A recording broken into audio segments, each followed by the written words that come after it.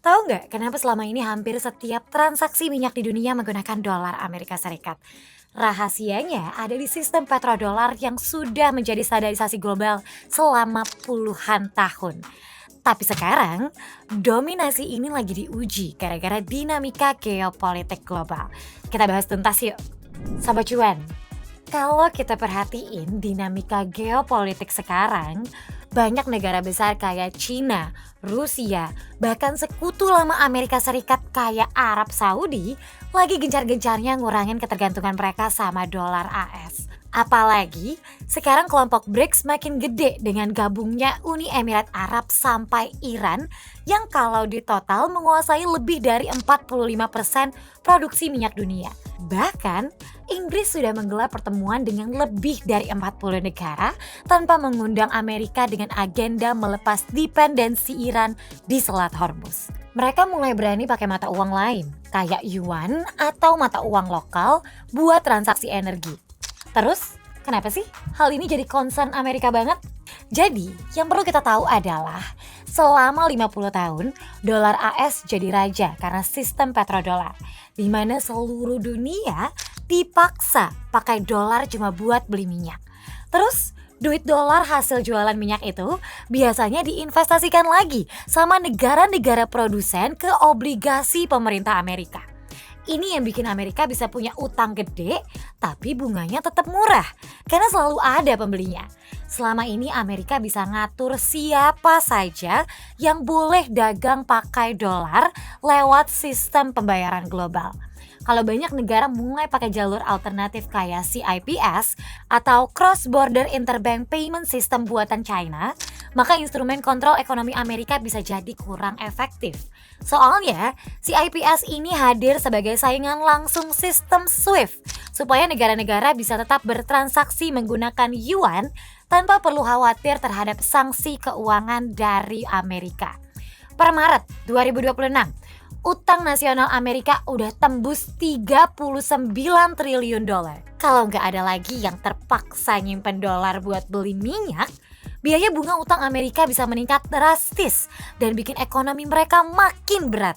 Singkatnya, Amerika concern karena hak istimewa mereka buat nyetak uang dan dapat pinjaman murah dari seluruh dunia lagi benar-benar diuji nih Sobat Cuan. Nah, biar makin paham kenapa dolar bisa sejago itu, kita bahas sejarah singkatnya ya. Dulu, di tahun 1944, ada sistem namanya Bretton Woods yang bikin dolar AS jadi jangkar ekonomi dunia karena nilainya dipatok langsung sama emas. Tapi di tahun 1971, cadangan emas Amerika mulai tiris gara-gara pengeluaran besar buat urusan dalam negeri dan luar negeri. Akhirnya, Presiden Richard Nixon mutusin buat stop tuker dolar ke emas yang dikenal sebagai Nixon Shock.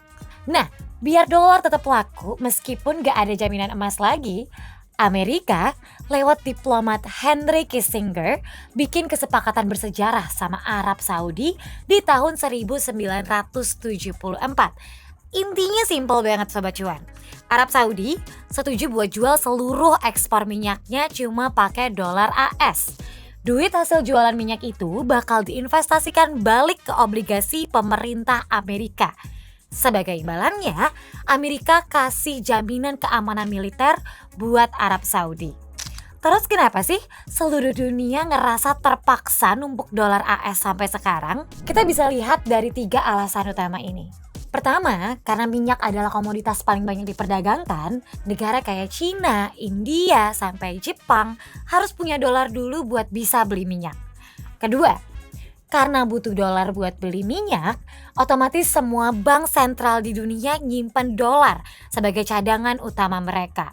Ketiga, duit dolar yang numpuk tadi akhirnya diputer balik buat beli surat utang Amerika biar dapat bunga, yang secara nggak langsung bikin Amerika bisa berutang dengan biaya yang sangat murah.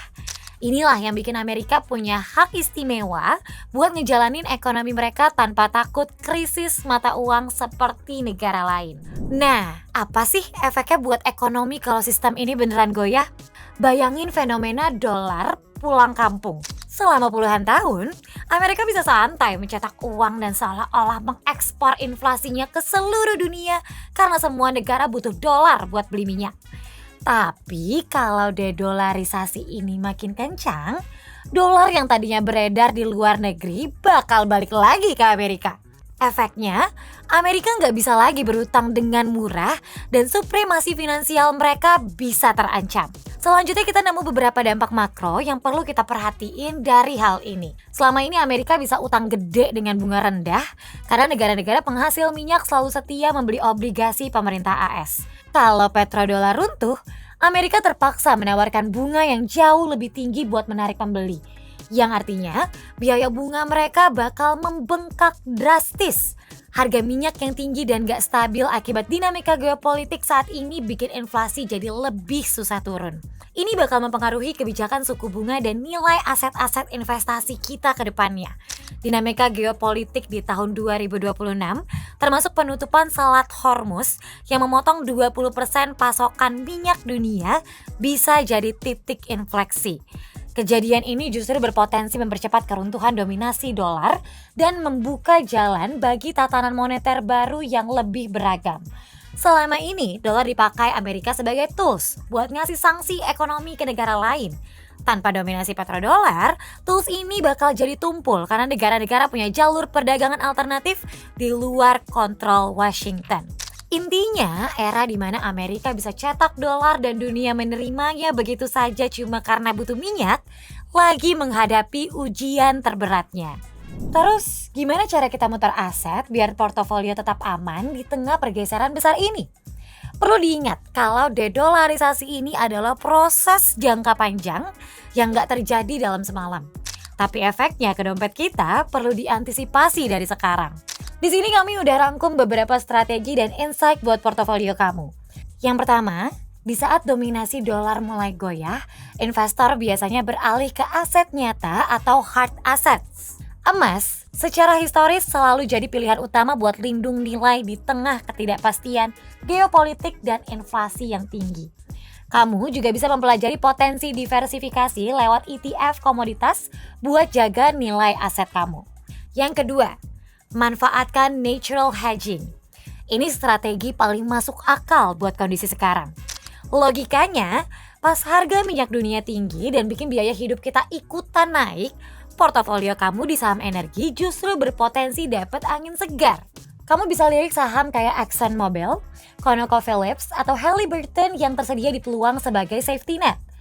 Ketiga, saat dolar bukan lagi satu-satunya jangkar dunia, aset-aset di negara berkembang mulai jadi pilihan yang semakin relevan buat memperkuat diversifikasi portofolio kamu. Yang terakhir, karena harga minyak yang volatil bikin inflasi jadi lebih awet, hal ini bakal mempengaruhi kebijakan suku bunga dan nilai aset ke depannya.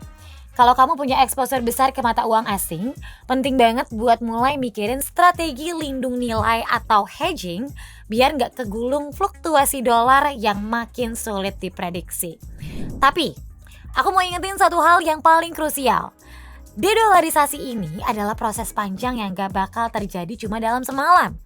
Walaupun tren jangka panjangnya jelas nunjukin penurunan pangsa dolar di cadangan devisa dunia dari 73% di tahun 2000 jadi sekitar 57,7% di awal 2025, infrastruktur keuangan dolar yang udah dibangun selama 50 tahun itu punya pengaruh yang sangat besar banget. Bahkan, dolar masih mendominasi sekitar 89,2% transaksi falas global sampai saat ini. Jadi, jangan gampang kemakan hype berlebihan ya. Tetap tenang dan pastiin kamu selalu sesuaiin keputusan investasi dengan profil risiko masing-masing. Ingat, pergerakan dolar yang makin sulit ditebak bikin strategi lindung nilai atau hedging jadi makin penting buat kamu pelajari. Pastiin juga kamu cuma pakai uang dingin untuk investasi ini biar psikologi kamu tetap terjaga pas pasar lagi volatil.